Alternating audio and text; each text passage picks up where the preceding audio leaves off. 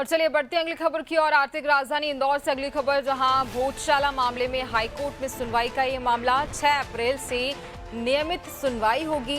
Court में दोनों पक्षों ने अपने तर्क रखे हैं। याचिकाकर्ता आपत्तिकर्ताओं को जस्टिस सुनेंगे। फोटो वीडियो पर अगली सुनवाई होगी। जी हां, 6 अप्रैल से नियमित सुनवाई होने वाली है। भोजशाला मामले में हाईकोर्ट में सुनवाई की जाएगी। और देखिए, एक लंबा मामला, एक बहुत पुराना मामला, इसी को लेकर 6 अप्रैल से नियमित सुनवाई की जाने वाली है।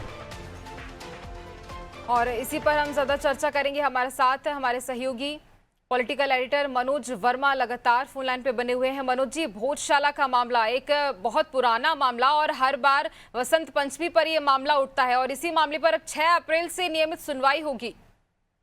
देखिए, लगातार इसको लेके पहले इंदौर में, धार में और उसका हाई कोर्ट तक ये मामला गया था। फिर मामला सुप्रीम कोर्ट तक पहुंचा था। हाई कोर्ट के निर्देश पर एएसआई ने यहाँ लगभग 90 दिन तक खुदाई की थी, सर्वे किया था, जिसमें सबूत जुटाए गए थे कि क्या वास्तव में जो दावा किया जाता है, क्योंकि मुस्लिम वर्ग का कहना यह मौलाना कमालुद्दीन मस्जिद थी और हिंदू पक्ष का दावा है कि यह राजा भोज ने 10वीं शताब्दी में माँ सरस्वती देवी का एक मंदिर बनवाया था, वो था। और यहाँ पर एक यज्ञशाला थी जहाँ विद्यार्थियों को पढ़ाया जाता था। जब भी शुक्रवार के दिन जुमा पड़ता है, बसंत पंचमी पड़ती है, तो दोनों पक्ष आमने सामने जाते हैं। पिछली बार भी ऐसे ही जब नजारा हमने देखा था, तो बामुश्किल सुप्रीम कोर्ट के निर्देश के बाद दोनों पक्षों को अपनी अपनी पद्धति से पूजा अर्चना कराई गई थी।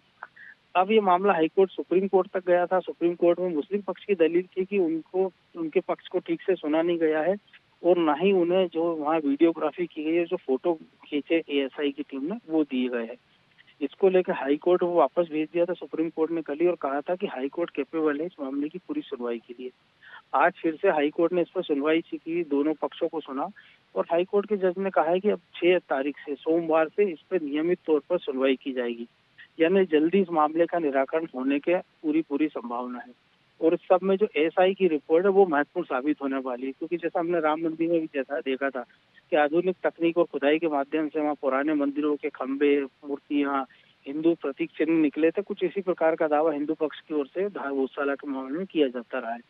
अब कोर्ट इन सारे सबूतों को देखेगा, उसके आधार पर सुनवाई होगी, और सुनवाई के बाद फैसला आने की उम्मीद है। तो दोनों पक्षों को उम्मीद है कि संभवतः इसी साल के आखिर के आसपास तक इस पूरे मामले का फैसला आ सकता है।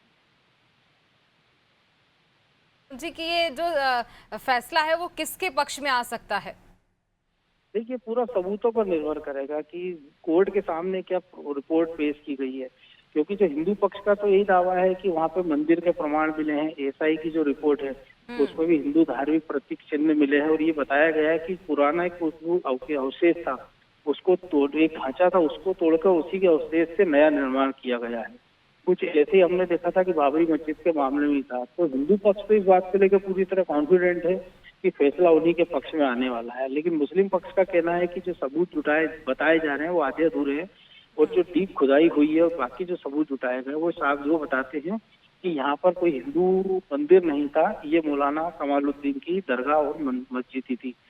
अब ये कोर्ट के सामने जो एएसआई की जब गवाही होगी, ये सारे सबूत रखे जाएंगे, उसके बाद इस पर निर्णय होगा। अब ये निर्णय किसके सामने होगा, ये सबूतों के ऊपर डिपेंड करेगा कि आखिर उस क्या सबूत है जो वहाँ पेश किए गए हैं। बिल्कुल, पर इतना तय है कि जो फैसला है वो जल्द ही आ जाएगा। और जिस तरह से परेशानियां जो अब से 2 बार तो पिछली बार भी देखी गई थी, और उसके पहले 2012 या 13 में देखा गया था कि जिस दिन जुमा था उसी दिन वसंत पंचमी भी थी, और उसके बाद काफी ज्यादा शांति व्यवस्था बनाए रखने के लिए बहुत ज्यादा कड़ी सुरक्षा वहां की गई थी। तो वो अब ना की जाए। खैर, तमाम जानकारी के लिए बहुत धन्यवाद आपका मनोज जी।